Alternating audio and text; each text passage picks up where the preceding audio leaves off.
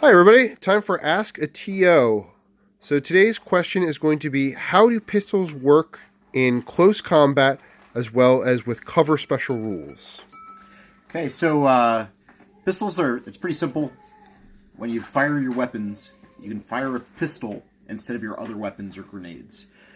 Pistols have a special rule that says that you can fire them even if you're within an inch of an enemy unit. So the general way that you would use them is you get locked into combat and you're going to fire your pistols in your shooting phase at the enemy unit you're locked in with. But there's some trickiness around that.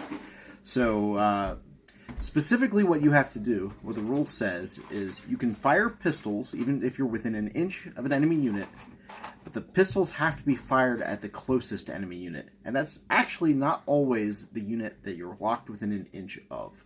So I'm going to give a demonstration with some Orcs and Dark Eldar models that we have here. So first and foremost, the basic case. Say these Orcs have some pistols, they're fighting these Dark Eldar. The Orcs are within an inch of these Dark Eldar. In the Orcs' shooting phase, they can fire their pistols at those Dark Eldar, even though they're locked in combat.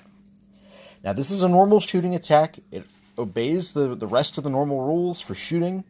So, if let's say this cork panel is a piece of terrain, the Dark Eldar will get cover saves because they're in the piece of terrain. It doesn't matter that they're both in, doesn't matter that they're locked in combat, it's just a normal shooting attack.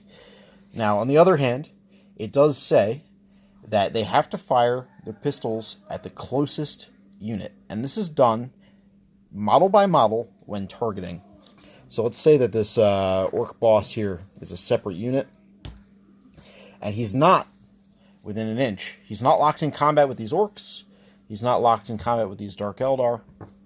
These Orc boys go to shoot.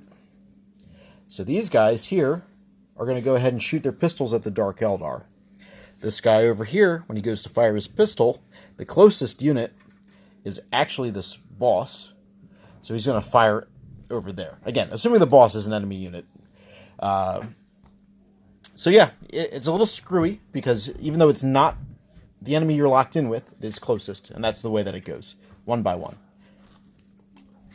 All right. Thank you very much, Sam, for clearing that rule up for us. You're welcome.